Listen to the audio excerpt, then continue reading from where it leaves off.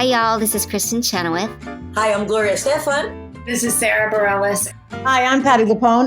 This is Lin-Manuel Miranda. You're listening to the Broadway Podcast Network. Hi, I'm Eden Espinosa, and you're listening to the Theater Podcast with Alan Seals.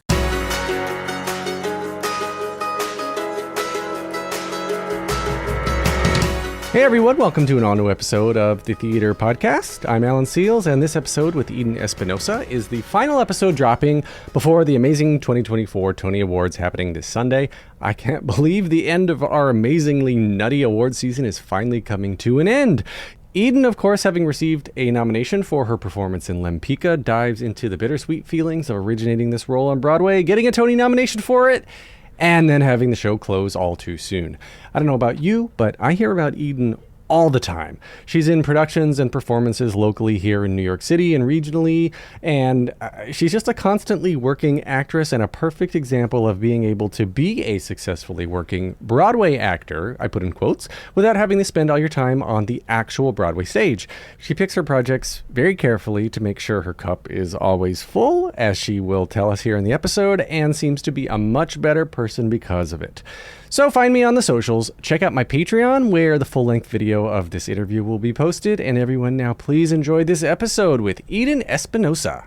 Here you go, 1, 2, 3.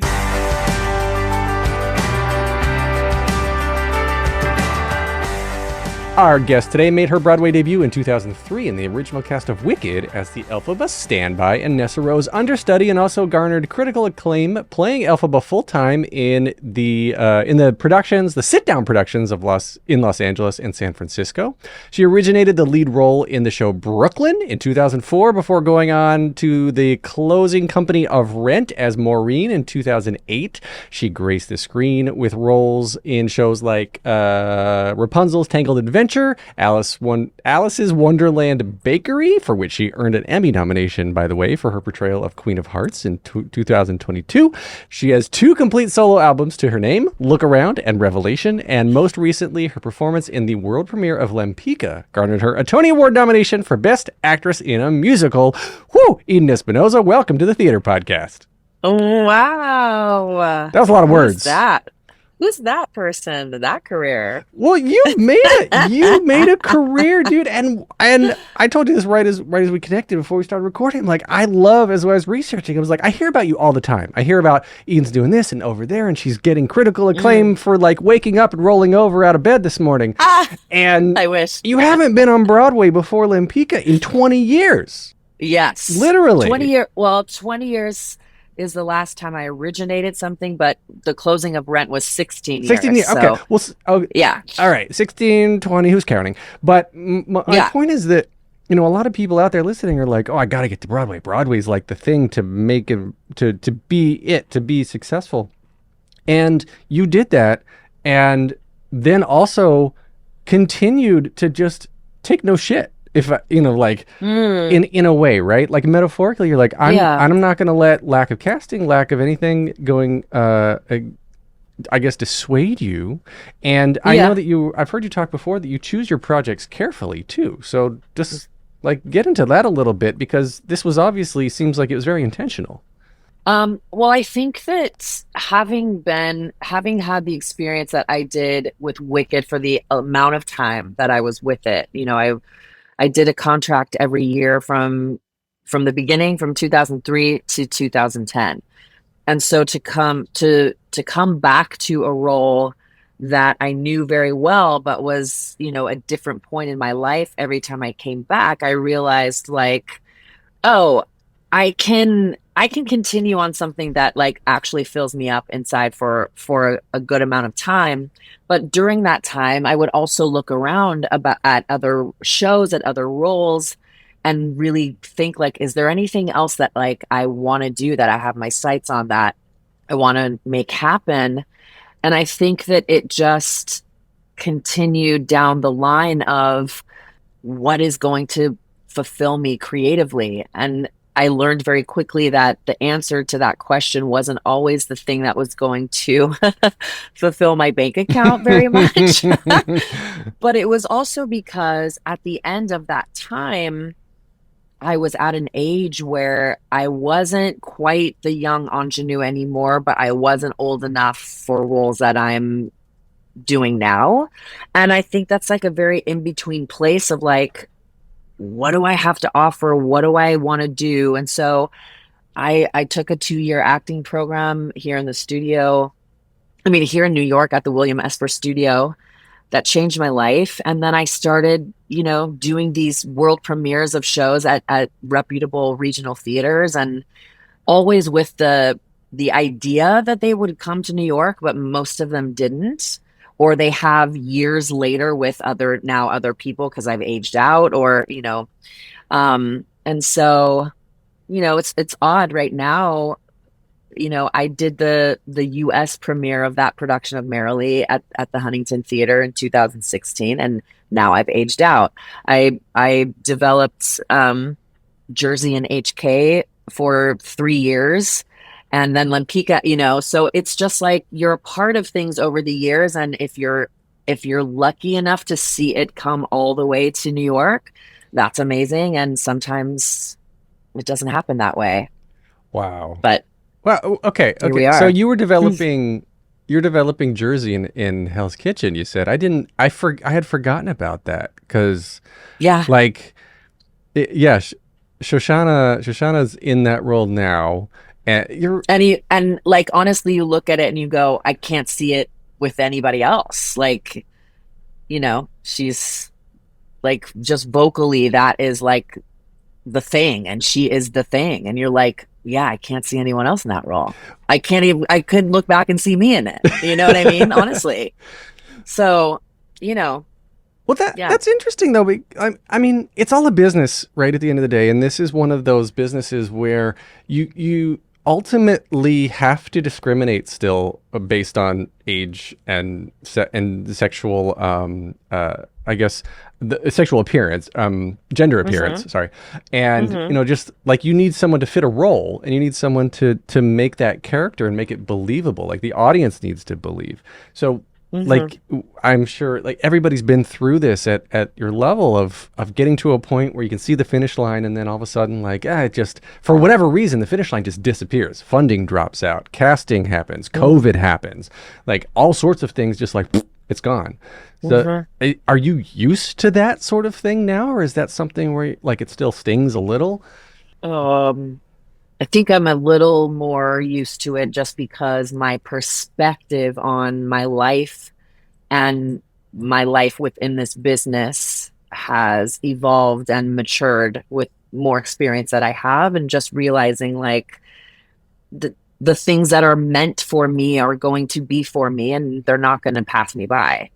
But that being said, it still does sting, of course. Like, you think you spend 11 years of your life with a show, and you feel in your gut that it's special, and in everywhere you've done an iteration of it, people are just falling over themselves. And then you get here to New York and you think, oh yeah, it's finally here, and it's going to be the thing, and everyone's going to be in love with it. And to have that not be the case is heartbreaking. There's a lot of emotional whiplash and like grief that comes along with that. But then, I know that this is how it was supposed to be. I know it was meant to be here for that period of time and touch the people that it was meant to. And who knows, 10, 20 years down the road, if there'll be a revival of Lempicka that will take the season by storm. Like, who knows? That's interesting. Real quick, I purposely left out of the bio because I wanted to dive into this right now, but Gardens of Annuncia, one of my favorite shows of this season. Oh my God. I love that. Thank you. Absolutely one of my favorites. I love that space at LCT, and I love the story, and all of you and the cast together. We're just brilliant. And that's one of those things. It was so special. That's one of those things too. Like, I mean, everybody wants, again, the bank account fulfillment, the open-ended run, the Wickeds of the world. Sure. When you have a short run, something like Gardens, is that, I mean, I guess it allows you to plan for the next thing ahead of time, because you know when something's going to end. Is that sort of bittersweet? Or are you just like, oh God, I want this transfer, I want it to get extended? Is there always the hope, or is it just like, I'll just do the next thing. I never hoped for Gardens to transfer because I just know the type of show that it is, and I knew Broadway is more and more limited as far as the scope of things. So we were just beyond thrilled that we got to Lincoln Center, and that, of course, would there be hopes that we would extend? It crossed our mind. But the fact that we were there for that period of time was just such a gift, and we just ate every second up. Yeah, I like the limited run, especially for a show that, isn't necessarily commercially viable in today's climate, When will it be today's climate? When will the climate be right? I don't know. It's a good question. I mean, this kind of touches on Lempicka too. And Lempicka was not really, I was going to say it was not well received by critics, but the community just rallied around it in a way that I haven't seen in a long time. And I think that's endemic of sort of a larger problem that we've got, that when even in today, 2024, in the age of social media and paid influencers galore, when a bad Times review can still kill a show. Like, we've got so many other ways of getting the word out now. Yeah. And even a step further than that is, like, everybody is a self-proclaimed theater critic on TikTok now. And they will say what they think. And sometimes in the theater before they leave. Yeah. Rude. Yeah. And so it's funny because you're like, oh, you're just out there and people are listening, but it's like, yeah, I don't know. It's under the lens of, like, what are tourists going to want to see when they come as well? And, more and more it's stuff that they're familiar with, whether it's a catalog of music or a book or a movie. It's that familiarity that they want to experience. We shall see. Well, so then I want to go back to pre-experienced Eden. Like, you started singing when you were 3 years old and out in LA, and you've got a journey that takes you through theme parks, which I love. I've got a similar journey, although I didn't make it to Wicked yet myself. Maybe I'm yet is the key word. So yeah, when you were 3, like, when did you start singing? What was that all about? I think I just remember being drawn to music and musicals and anything that had singing, dancing in it. And I was obsessed with old movies. I would, sit and watch Shirley Temple, Fred Astaire, Ginger Rogers, all those, Gene Kelly, all those old movies on Turner Classic Movies, like all, I just sit there and be fascinated and watch. And I think, I grew up in a time where there was barely VHS. So, like Atari was the thing, it was like there weren't a lot of things that kept you distracted other than your imagination, or staying outside until the streetlights came on, or, making up games with your friends, or putting on shows for the neighborhood, or, stuff like that. So I knew how to engage my imagination. I knew how to play. So I just was always something I always did. I don't think I was always, like, amazing at it. I wasn't an amazing singer at, like, 5, but I think, I just always loved to sing, and I would just play in my room and sing and make up dances and do shows for my stuffed animals. And it was just always a part of me. Do you have any siblings? I have a younger brother was who I would rope into such shows. Yeah, I was going to say, was he either part of it or was he your audience? Was he the tree? The tree on the left? I would make him sing duets with me. So it would be like, I would make him do Somewhere Out There from American Tail, those types of things. And begrudgingly, he would do it. And we would make up, our own radio shows and, like, record on a cassette tape. And we were the hosts, and, we would read stories and, tell people how to make a friendship bracelet. Like, it was just like a weird radio variety show that we would do. Yeah. Yes. Oh my gosh. Yes. You need a podcast to talk about friendship bracelets in theater. That's exactly right. That's your title. There you go. You can take that. Friendship bracelets in theater. Thank the you. podcast. But yeah, let's see. I forget where I was reading this, but I wrote it down. Let's see. Singing at 3, performing by 5, recording by 10. So at some point you were taking it seriously enough as a kid of single digit age to be like, I want to start recording. I want to like really, really do this. And I guess first off, what took you there to the recording side? And then at that age though, too, did you realize what you were doing, or was it just like still playing games and having fun? It was still very much still playing games and having fun. Although I knew that there were things that I wanted to be a part of that required me to audition, so I knew enough to be like, I want to do that. Mom, Dad, will you take me to this? And it stemmed from, because I grew up, my dad was a worship leader and a pastor when I was growing up. And so it stemmed from church experiences of these children groups that would record albums and film videos. And, there were two big kid things at the time. It was Salty the Singing Songbook and Colby the Computer. And so I would do these recordings with Colby the Computer. And it was basically like Barney. There was a computer that would tell you how to be kind to your friends and Colby, life lessons for kids. Colby's Clubhouse, 1984. Colby's Clubhouse, yeah. I did it in this. Yeah, and it would teach you like Bible verses to songs, like and yeah. Huh. Yeah. Season 1, episode 4, called "Check Your Connection." Was it really slow? Did you have to like do your dial up to connect to them? No, I know. I see what you did there. What was Colby Computer? That's okay. Now I'm going to go down this rabbit hole of figuring out what Colby's Clubhouse is. Have you ever wanted to be with friends who love God and really believe? A place to have fun, a place that is new, a place that is just for me and you,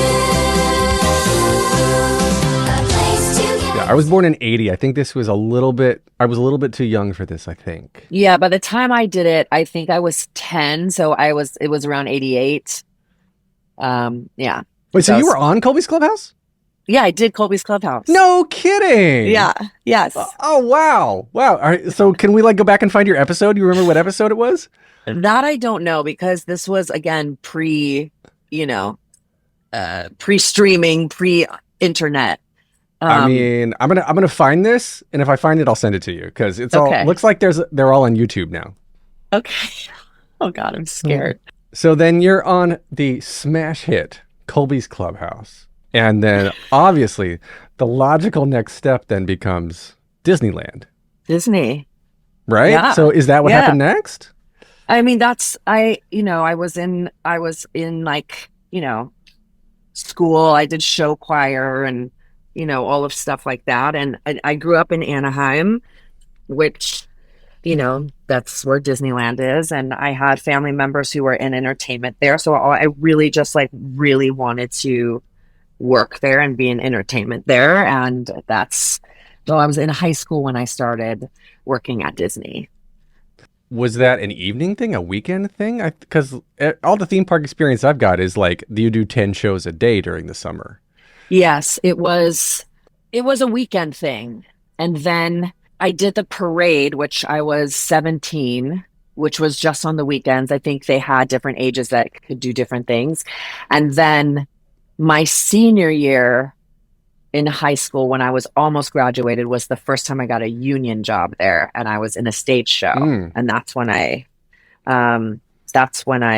could do more. Did you get to be a princess? Work more. Or were you a character? No, not yet. I was Gypsy number 4 in Festival of Fools, Hunchback Notre Dame Festival of Fools.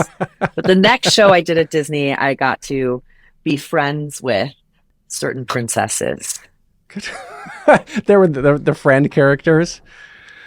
Yes. Wink, wink. I was a friend of Ariel and a friend of Pocahontas. Oh, okay. Okay. Time for a quick commercial break. Hang on a second. Welcome back to the episode. I did Busch Gardens in Williamsburg, and I was the ignorant, American trying to sell off his castle, auction off everything inside, and then the magical leprechaun comes in and teaches me a lesson about morals and loving my family. The magical leprechaun. Wow. It was the rumor has it, $1 million Jim Henson set, like full animatronic face, puppet, everything. And are we blessed to be able to find this on YouTube as well? Because I will be doing a deep dive as soon as we're done. Yes, if you search for the Secrets of Castle O'Sullivan with Alan Seals. I actually have a recording of mine online. I'll send it to you.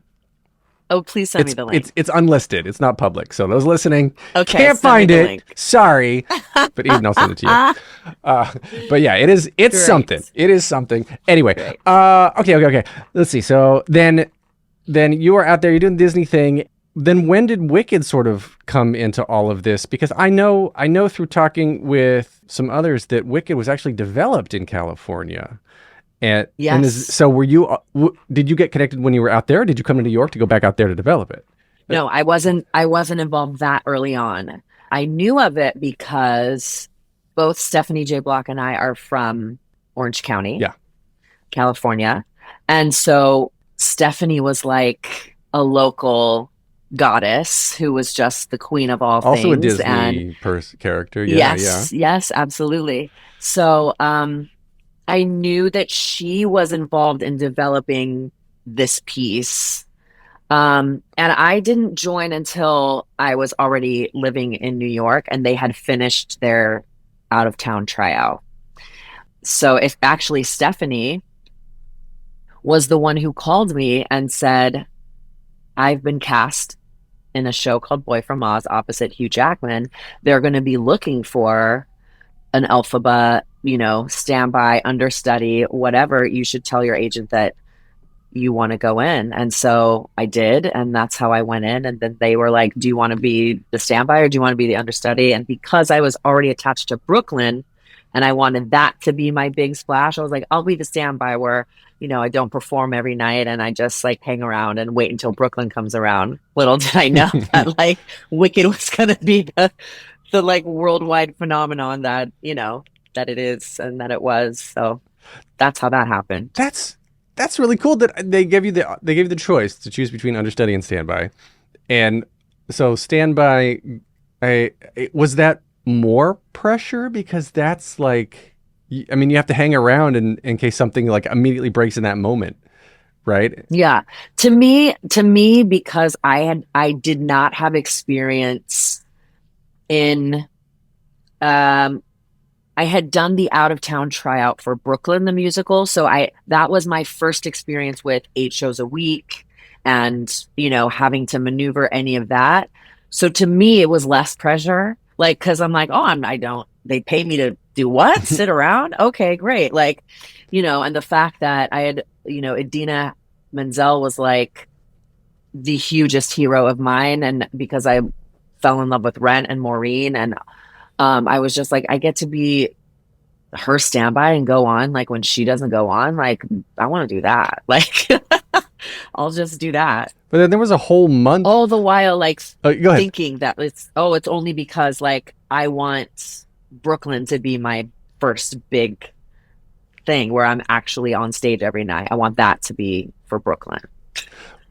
That's cool that at that point, even you were still focused on, I guess, being very selective about what you were choosing to spend your time on. And the projects you took and what roles you took in those projects. It's not just like saying yes to everything, which a lot of people, I think, fall into this trap of just being like, what's my next thing? I have to take something. Yeah. So like, where did that come that's from? Very much a thing. I actually don't know. Here's the other thing. I think that I've always really checked in with myself, because there were years upon years where I worked at Disney where people were like, you need to be in New York. You need to go to New York. And then I just thought, I'm happy here. Like, I'll go to New York when something takes me there. Or, there was just something in my spirit that wasn't like, yeah, I need to go there now. I was like, I'm actually making a good living here at home, performing and, spending my college years working at Universal, working at Disney. So I think, and once I started doing 8 shows a week and realizing how much work it is and how much I put into it, I just knew I would be miserable in something that I didn't love, in something that didn't fill me up creatively and challenge me. And so I just knew it's odd even, it's odd even when your show closes and people are like, so what's next? Do you have anything lined up? I'm like, you do understand that I was contracted for a year.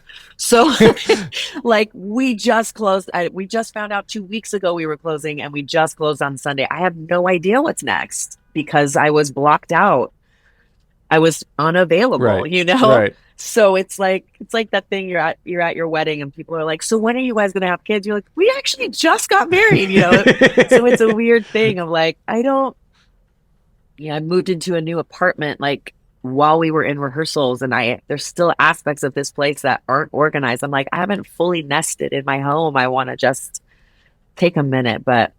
Well, what is this time like? This is actually really interesting that you pointed that out. Is because the last interview I was listening to prep for this one, it was the day Stagecraft with Gordon Cox. Is you the Amber Iman, and I think you were recording the day before Tony nominations, and so yes, it was. The world still hadn't been turned upside down, and the nominations were down, and the snubs hadn't happened, and like this pre and post Tony stuff. Again, it can obviously at a much larger level make or break a show, and so now at this point, I'm sort of trying. I guess, is there a parallel between like how you're sitting right now in your life, in your mind, in your career? Like you said, you were contracted for a year. That was the expectation. It wasn't going to be a short thing, and then what happened versus being in a closing cast of something like Rent, where you're not originating a role. It's not a world premiere. It's still well known and people love it, but like, okay, this is the end. We're closing the book. I guess first off, how are you feeling now? Sort of that this is an unexpected closing, and then like compare it to a little bit about this closing cast of Rent or something, because that was something that so many people were so torn up about, because it, like me included, influenced me to get into theater in the first place. Yeah, same. I mean, with that one, I knew what it was. I knew it was closing. I knew we were going to be the closing cast. So that was just like, to me, just as much of an honor as originating. Like, the fact that we were handpicked, we were chosen, and that was one of two jobs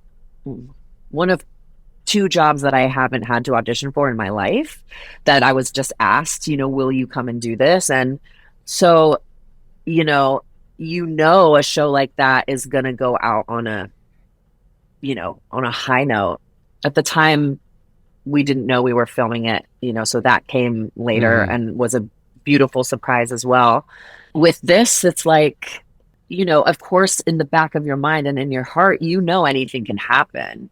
But because we've spent so much time with this show, because I have personally experienced the impact it had on me when I saw other iterations before I was a part of it, and the impact it had on every audience we've ever been in front of, I don't think anybody, including our producers, expected it to be what it was. Of course, we didn't know if it was going to be the next It show, but we didn't. Nobody expected this as short as it was, and it's the beautiful thing about theater, that it's this living, breathing thing for the amount of time that it's there. And if you missed it, you missed it. And if you were there, you were there. But the heartbreaking thing is also that's it. Like it's over. Yeah. And I did a little interview yesterday, and we walked down 48th, and I was like, Sunday, we were here closing this show. Like, they loaded out already. Like, our set is gone, and it's over. Like, I was just there pouring my guts out 8 shows a week, and now, it's crazy. And again, it's equally the juxtaposition of how beautiful that is, and how bittersweet and heartbreaking it can be on the other side of it. I'm trying to remember which red carpet I was on. What's directly across from the Majestic?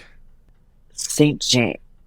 No, Majestic is on 45th, right? Yeah, right across. Or 44th. So I was interviewing all these wonderful people for whatever show opening I was on, and then literally like I turn around and they're loading out the Phantom chandelier, and they're loading. Yes, they're just like yes. taking everything out, and it's Yeah. all of a sudden it just becomes another theater, another job, Yeah. another black box for someone to come in and hopefully pour their guts out, Create something. create Yeah, something. That's right. Yeah. Yeah. And I yeah. think it's going to come back. That's my. I have no inside knowledge. I have nothing. I think they're gonna take it away, do a couple tweaks, bring it all back with a different production cost. It is crazy.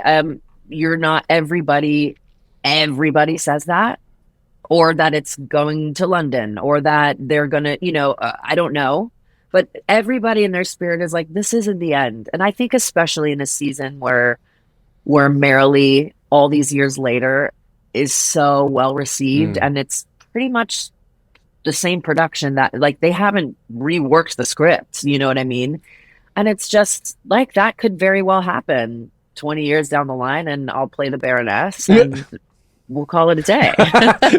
Well, in another 20 years when Wicked's still running, you could go back in as Madame Morrible.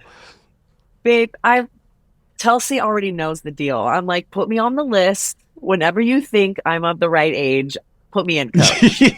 We need to do some gender swapping of a couple. Like maybe you go as Bach right now. Maybe. Well, I also was like, I would be Dr. Dillman if you wanted. Oh, sure. If you ever wanted, I would, in a heartbeat. Why can't Dr. heartbeat. Dillman be played by a woman? I agree. There we go. We're putting it out there. Dr. Agree. Dillman. Played by Eden. Yes. There we go. Yes, I think it's a great idea. But okay, so Tamara de Lempicka, Tamara de Lempicka. Who is Lempicka? For those who don't know, who didn't get to see this run. Yeah, Tamara de Lempicka is a portrait painter of the Art Deco period of Polish descent who fled during the Bolshevik Revolution to Paris. In which she started painting full time to provide for her family and make a living in a country where they had to start over. And then later down the line, fled again with the Nazis and all of that.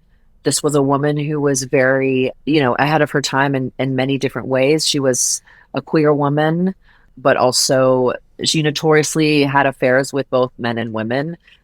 Had the drive and the ambition and the business mind of everything that a man would be admirable and attractive, and for some reason in a woman is not. She's incredibly complex, interesting, nuanced human. Is that what attracted you to her? Yeah, I think the fact that she was messy. She wasn't necessarily the hero. There wasn't necessarily a redeeming moment. The fact that it was always this, like, this claiming space and grabbing after what you wanted and trying to make a way for herself in a world that wasn't designed for her or welcoming of her. So those types of things in a female character are just not there. It doesn't exist as human as the writers made her, and that is very attractive to me for sure. Well, then how did you get involved with it? I read that you had to audition. You had to audition a couple times, and at this point was Rachel already involved with it? Rachel Chavkin. Mm-hmm. Yeah, I had seen another show, a presentation of another show that Matt Gould had written, and I sent him a message because I had to sit in the theater. This was a piece called Witness Uganda, and I'd sit in the theater afterward, and I was just crying for like 20 minutes at this piece, and I sent him a message. Is there anything else I'd love to hear, just to listen to anything else you're working on? And he sent me Lempicka, which had other people attached for years until, we became friends, and he was like, I've always sort of thought of you for this role, and I don't know down the line, like, if you would do it, or if, and the first reading I did was a very casual reading at Yale in 2013, and I actually played Rafaela in that version. And then, it still went to other people. They shifted maybe 2 other times, and then it was Lempicka, what had been accepted to the NAMT festival, was going to do it there. And the person who was attached to it then got really sick 3 days before. And so Matt called me and was like, do you think that you'd be able to do it? And meanwhile, I had literally been listening to the demos like for a couple of years at this point. I said, sure. So that's the first time that the show got commercial producers interested in being attached to it. They wanted a bigger name. So they were like, thank you for saving the day, but no thank you. A bigger name than Eden? And, Eden Espinosa? That's very kind.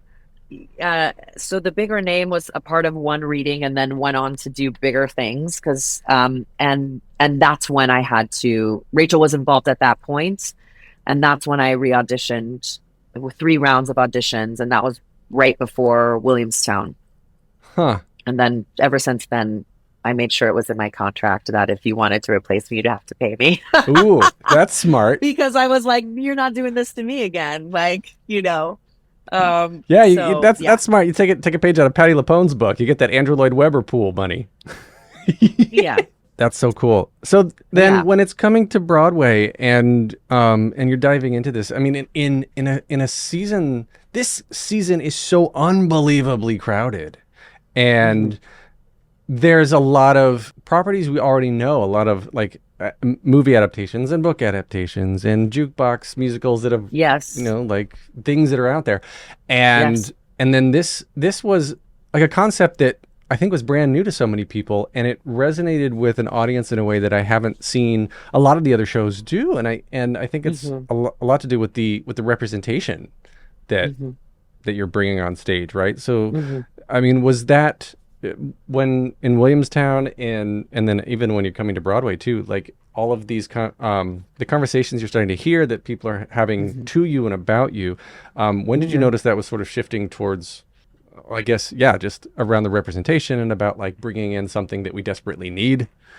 Yeah, I think it was, I think we always knew we were a wild card. I always knew it was going to be a tough sell. I always knew it was going to take a minute to find its audience, but I knew that it would. I just think that like nobody anticipated the numbers being as low as they were. And because our tickets were accessible, they were not very high priced. So, but I think that like it was super important to me.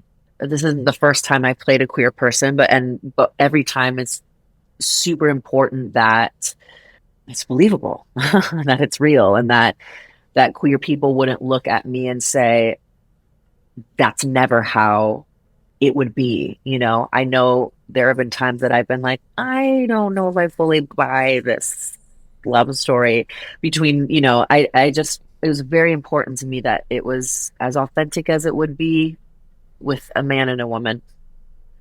The cool thing about our show is we had both examples, at once, which was really cool and fun for me to play.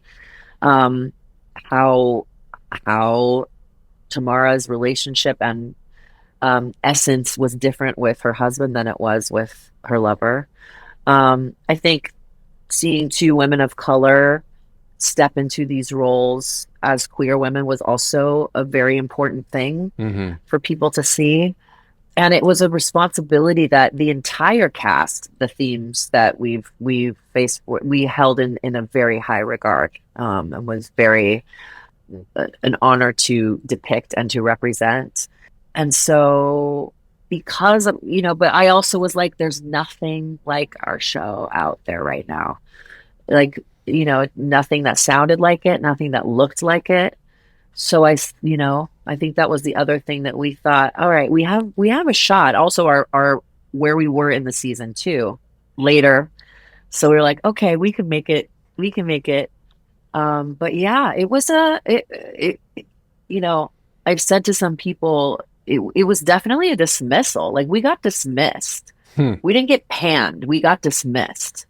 You know, I think it would have been better if we got panned. If people were like, this is the worst thing I've ever seen, people would want to see the worst thing they've ever seen. That's like, this smells horrible. Here, you smell That's right. Yeah. Exactly. Exactly.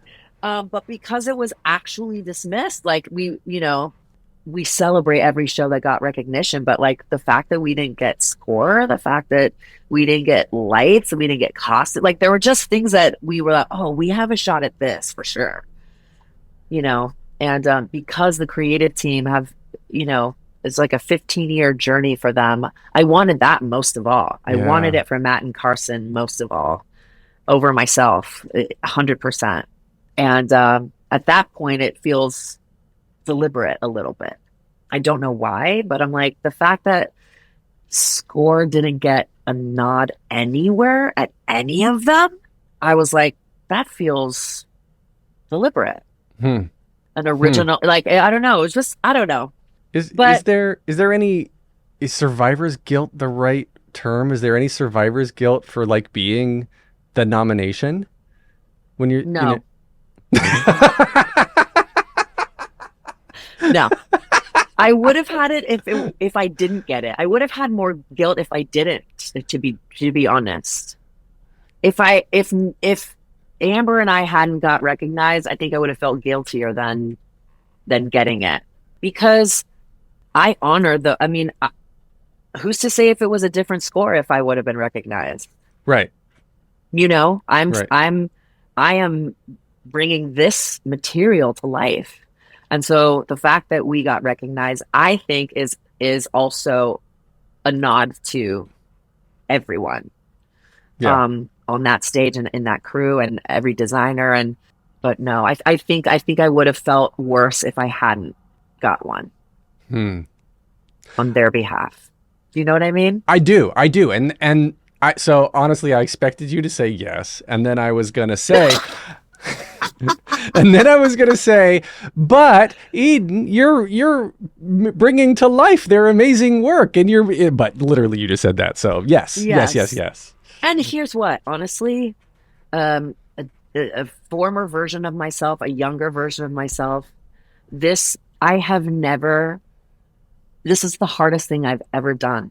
This role is the hardest thing I've ever done in my life. And it was not easy for me. None of it was easy.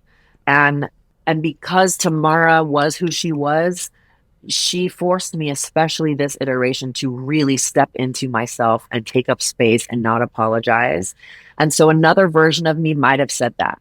But I know, and I know the work that I did up there, and even if I didn't get recognized, I literally knew in my heart, it isn't because of the work that I did. I'm actually very, very proud of our show and very proud of what I did on that stage 8 times a week.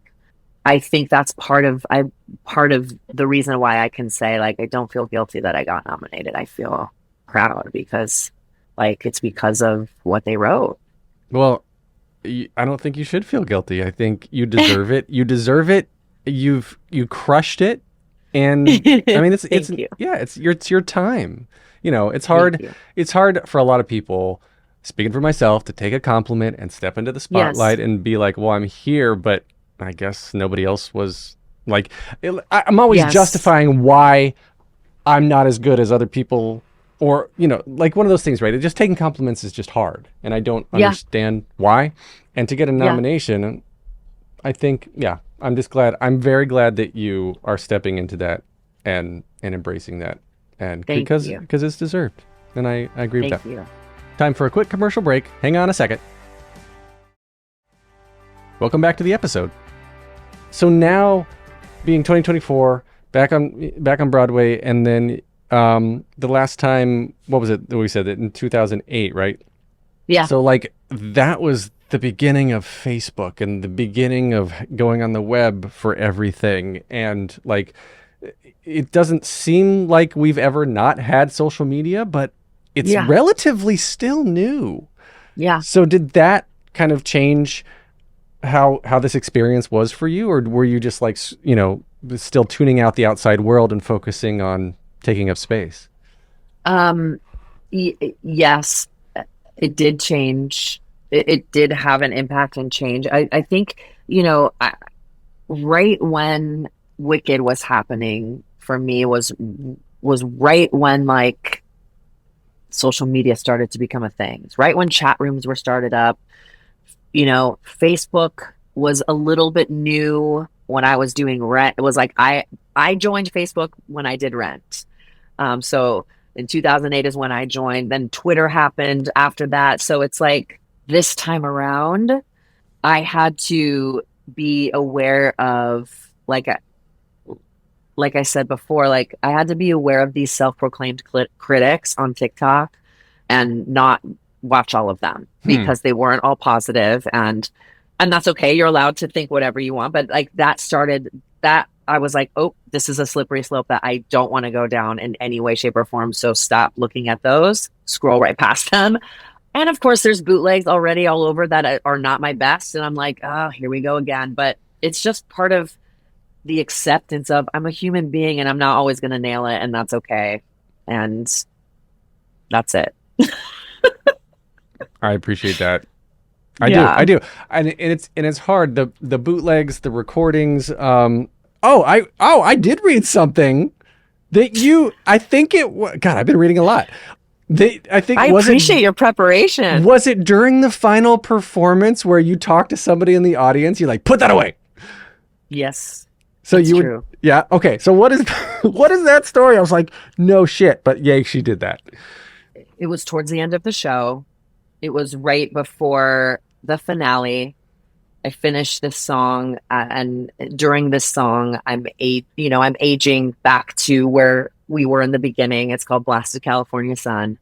And I'm sitting on a bench, and at some point, like right during the last couple lines of the song, I see this person 6 to 8 rows back center, and she lifted up her camera above her head, like not even a discreet person. Listen, yeah. I know it. Yes, I know it's happening out there, and if you're discreet, I'm not going to call you out. Like if it doesn't distract me, fine, do your thing, whatever. But it was straight up like at an amusement park. Like I'm going to get this this last 10 minutes of the show, if you will. And so I first went like that, like put the phone like that, and she didn't do it. And then as soon as I finished my last line, I was like, what's that? It is a bitch to outlive everyone. And then I said everyone, and I grabbed my cane, and by this point I'm old Tamara again, and I said, put the phone down as soon as I was done singing. What I couldn't tell is if my mic was still on or not, because our mixer Cassie is just like the best in the biz, so super good at like bringing you up and down, and apparently it was on. My friends told me after the show, oh no, it was on.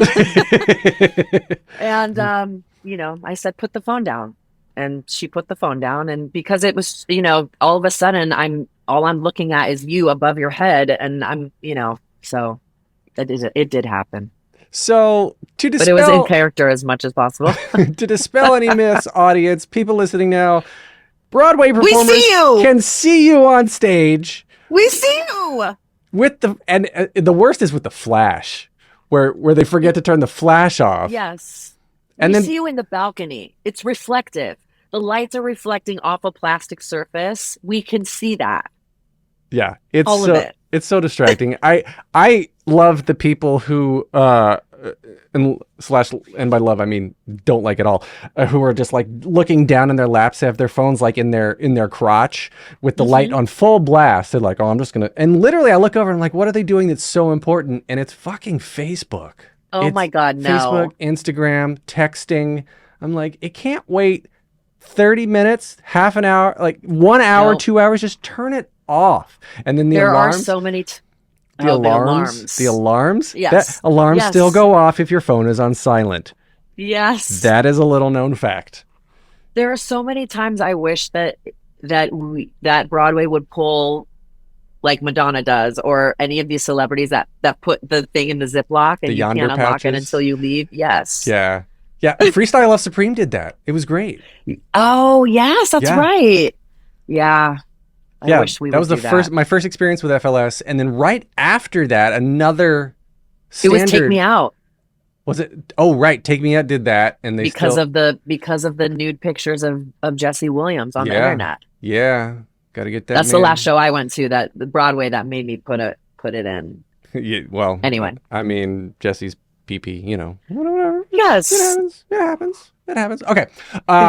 Let's see. So, as we wind down here, I want to play a little game called Plot in 60 Seconds. Okay. Oh, okay. And so I'm going to put 30 seconds up on the I'm screen scared. here for you. I'm scared. Don't be scared. Don't be scared. 60 seconds up on the clock. Give me a number that corresponds to a list of popular musicals I have, and then you have to give me that plot in 60 seconds. Okay. Number 1 through 13. Oh, I just give you what do you mean give you I have a list of 13 I see. musicals. 7. 1, 2, 3, 4, 5, 6, 7. The Sound of Music. Go. 60 seconds remaining. A former nun turned nanny, takes care of some kids, falls in love with the captain, the Nazis come. 9 seconds. We're done. Okay. I like it. I'll take it. I will go see that. The Nazis come. Okay. And curtain. All right. And so scene. the 3 standard closing questions I ask everyone to wrap up the interviews. The first one, just very simply, is what motivates you?